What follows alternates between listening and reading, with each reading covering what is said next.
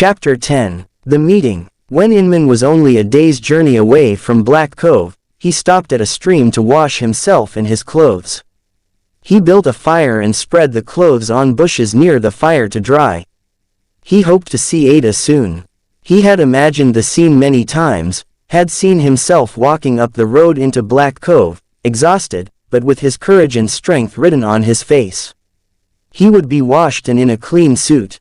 Ada would step out the door dressed in her fine clothes and would know him immediately. She would run to him, rushing across the yard, and then they would hold each other. He had seen it in his mind so often that he was now unable to imagine it any other way. He found his way to Black Cove, taking care not to follow the road until he was near the house. When he came to it, there was smoke from the chimney but no other sign of life. He was knocked at the front door again but no one came. Then he went to the back door and knocked, and eventually an upstairs window opened and a black-haired boy asked him who he was and what he wanted. In time, Inman persuaded the Georgia boy to let him in. They sat by the fire and Inman heard the story of the killings. The boy gave him the best directions he could and Inman set off again, walking up the mountain. When he reached the place where three paths came together, there was hardly enough light for Inman to study the ground and see what story it told. There was black blood beneath a big tree where killing had been done. There had been a recent fire, and tracks led to a cross of sticks standing at the head of a hole that had been filled in. Inman was puzzled, because he knew that two men had been buried there, but it seemed that only one had been. There were pieces of root on the ground and he picked them up and smelled them. He looked to where the tracks led, but he could not see far before they started disappearing in the dark. So he went and sat on a rock and listened to the stream, and tried to invent a story that would explain why the two women had gone on across the mountain instead of going back home. But it was hard to think in the state he was in. For 2 days, Inman had not eaten. He looked at the roots on the ground and thought about eating them, but then he picked them up and threw them into the stream. He intended to fast until he found Ada. If she would not have him, he would go on to the heights and see if the doors of the shining rocks would open to him. Inman could think of no reason to hesitate.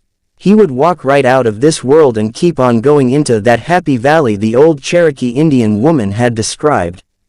Inman lit a fire and rolled 2 large stones into it to heat. For a long time he lay wrapped in his blankets with his feet to the fire. His thoughts came and went and he had no control over them. Inman was afraid that he was falling apart at a bad time. He had hoped that Ada might save him from his troubles and the bad things he had done in the last 4 years. But a dark voice came into his mind and said that it didn't matter how much you wished for something and prayed for it, you would never get it. You could be far too ruined, with fear and hate eating your heart so that you were ready for your hole in the ground. But another part of Inman knew that there were tracks in the snow, and that if he woke up on one more day he would follow them wherever they led. The fire began to die out, and he rolled the hot stones onto the ground and stretched out next to them and fell asleep. The cold woke him before dawn, and he set off to follow the tracks, although by now they were very faint. Then snow started falling again and they started to disappear. Inman began to run. But soon they had gone completely and Inman stopped in a place where the only sound was of snow falling on snow. He thought that if he lay down the snow would cover him, and when it melted it would wash the tears from his eyes. Ada and Ruby slept until Stobrod began coughing. Ruby went to him and his eyes opened, but he did not seem to know her. She put her hand to his forehead and said, "He's burning. Get some water and I'll put some fresh roots on his wound." Ada took the pot to the stream and filled it full of water, and gave some of it to the horse. As she returned to the cabin, she saw that there were a dozen wild turkeys among the leafless trees of the hillside. She went in and put the pot by the fire. Stobrod lay quiet. "There are turkeys on the hillside," she said. "The gun's over there. Go kill us one," Ruby said. "I've never fired a gun," said Ada. "It's easy." Ruby picked up the gun and showed Ada how to use it.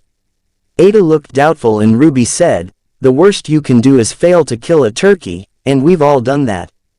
Go on." Ada followed the birds for some time, climbing when they climbed and stopping when they stopped. As she walked, she tried to be quiet and still in her movements. She did not take her eyes off them, and eventually she got to the distance from them that Ruby had advised.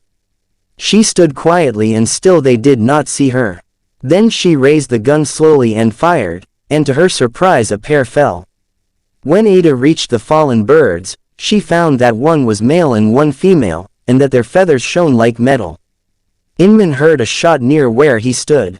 He took his gun and went forward, holding it loosely in his hand. The light was low and snow was falling and had covered the branches of the trees. He walked down into a path, and at the end he seemed to see a figure, and when he saw him it pointed a gun at him. A hunter, Inman guessed. He called out, saying, "I'm lost," and stepped forward slowly. First he could see the turkeys laid on the ground. Then he could see Ada's fine face on top of a strange figure wearing pants. "Ada Monroe," Inman said. "Ada." She did not answer but just looked at him, confused, and lowered the gun. She examined him and did not know him. His face was so thin above the beard, and he stared at her out of strange black eyes shining deep under the shadow of his hat. But Inman looked her in the eyes and knew it was Ada and felt love ringing in his soul. "I've been coming to you on a hard road and I'm not letting you go," he said. But something in him would not let him step forward to hold her. He held out his empty hands. Ada still did not know him. He seemed a madman, wandering in the storm, knapsack on his back, snow in his beard. She raised her gun again. "I don't know you," she said. When Inman heard the words, he thought, 4 years at war, but back now on home ground and I'm no better than a stranger here. This is the price I pay for the last 4 years. I believe I have made a mistake," he said. He turned to walk away, to go on up to the shining rocks and see if they would have him. But there was no path to follow, just trees and snow and his own steps filling fast. He turned back to her and held out his empty hands again and said, "If I knew where to go, I'd go there." Perhaps it was something about his voice, or the angle of his face. But suddenly Ada knew him. She lowered the gun and said his name and he said yes. Now Ada looked at his face and saw not a madman but Inman. He was exhausted and thin, but still Inman. There was hunger written on his forehead, like a shadow over him. He needed food, warmth, kindness. In his eyes she could see that the long war and the hard road home had left his mind and heart half dead. Tears came to her eyes and she rubbed them away. "You come with me," she said. She picked up the turkeys by their feet and walked off carrying the gun on her shoulder. Inman followed and he was so tired he did not even think to offer to carry the turkeys for her. As they walked, Ada talked to Inman in the voice she had heard Ruby use to speak to the horse when it was nervous. The words did not matter. So she talked of the first thing that came to her, describing the village below and saying that it looked like a famous picture that she had seen on her travels with Monroe. Inman was too tired to understand what she said. He only knew that she seemed to know her destination and that something in her voice said, "This minute, I know more than you do, and I know that everything might be fine."